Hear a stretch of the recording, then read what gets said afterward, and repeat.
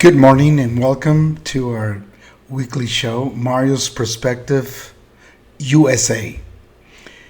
From the beginning, we always said that we're going to speak about different topics, different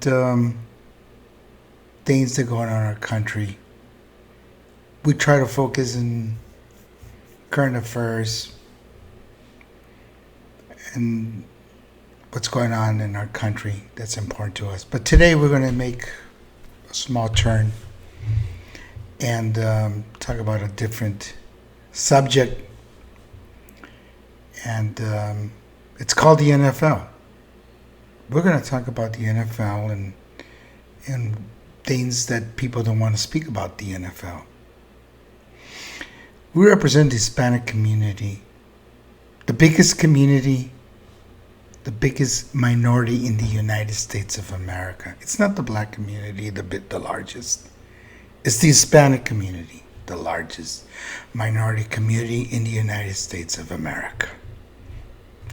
You know, people are very confused sometimes and believe what media commercials or what people say in the streets, but the facts are facts.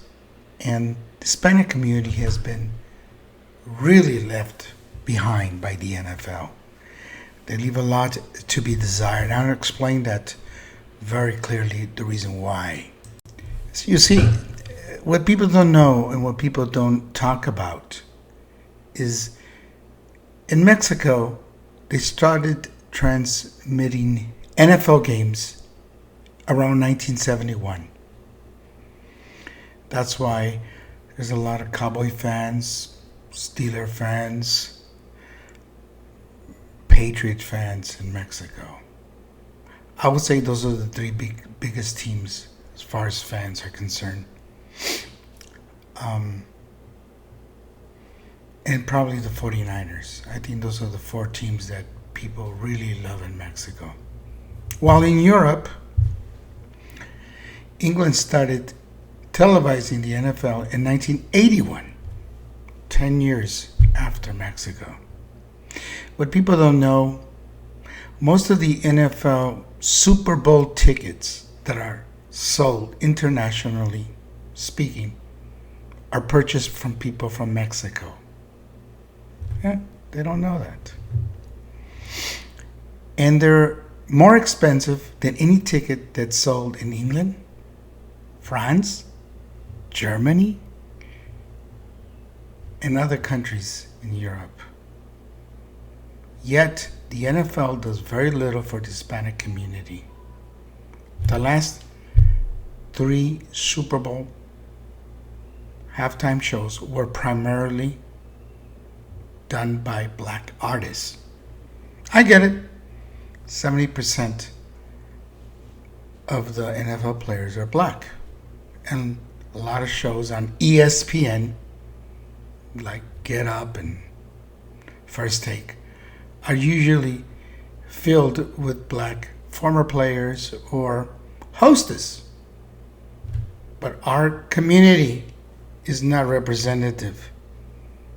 It's not representative correctly, yet we purchase a lot of tickets.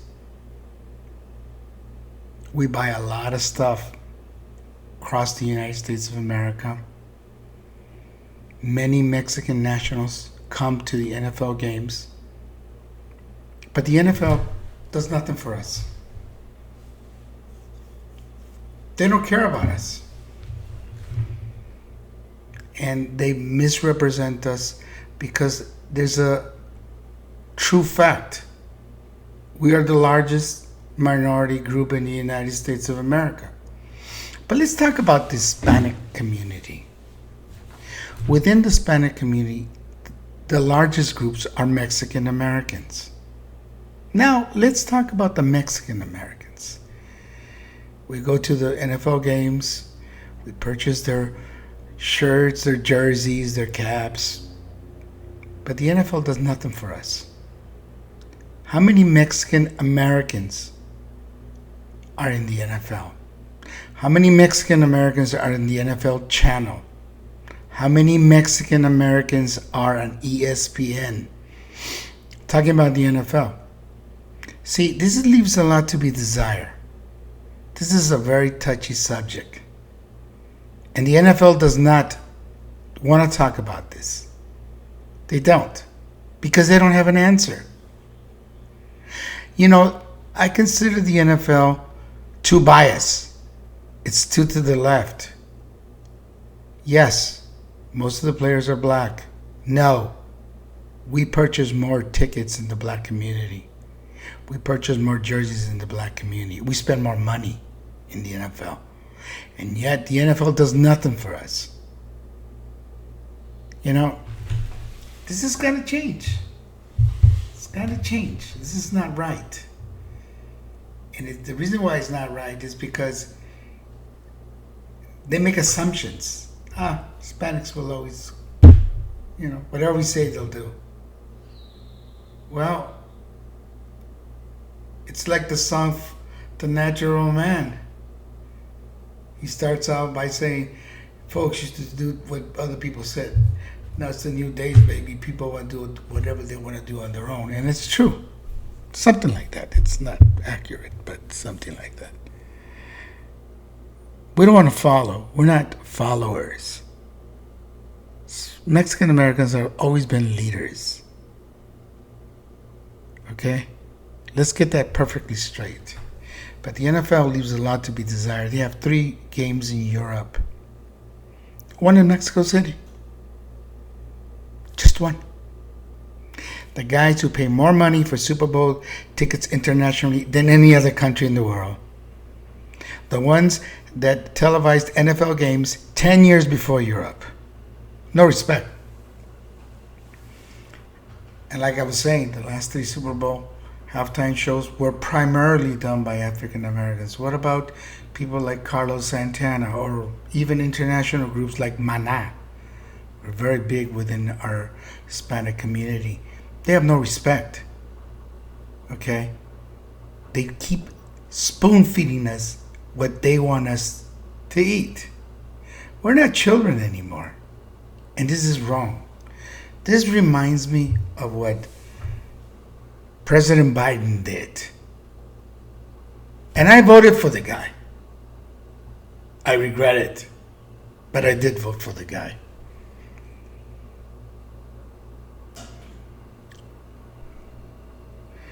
When he announced that the next member of the Supreme Court was going to be a black woman, that was prejudice.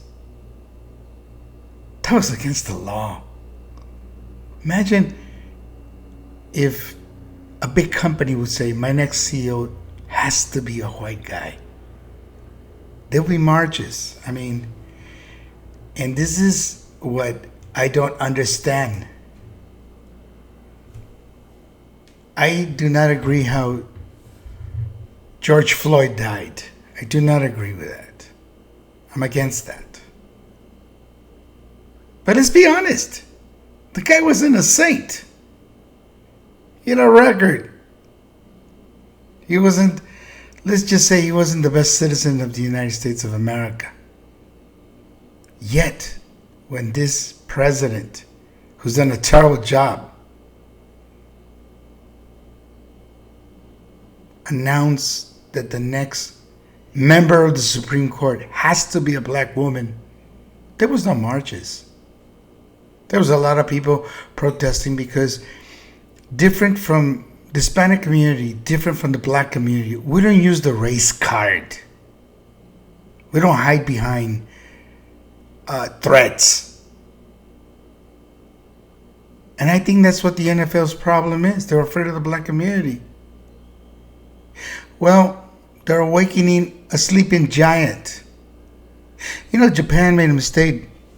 December 7, 1941. They awakened a big giant called the United States of America.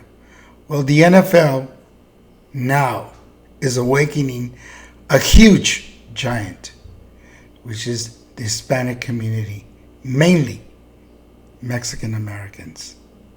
And I'm not going to leave this by just talking about this one time. We're going to talk about this over and over and over and we're going to get people involved. Why? Because it's not right. I'm tired of hearing all these shows on TV and ESPN, and they're all very biased towards the black community. Lately, they only talk about Lamar Jackson. Who is this guy? He's 1-3 in the playoffs. 1-3 losses. I remember when Vince Young was coming out, when RG3 was coming out, even when Michael Vick played, he was better than all those other losers. But did he win the Super Bowl? No. And let's talk about black quarterbacks, now that we're on the subject.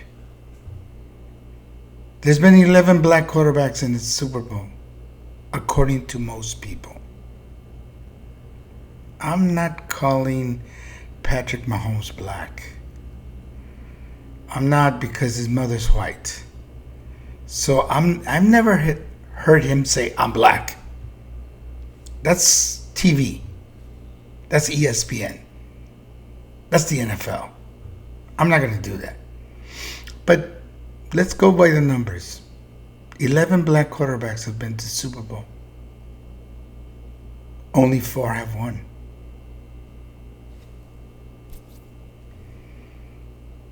Two of them were done by Patrick Mahomes. And I'm not sure.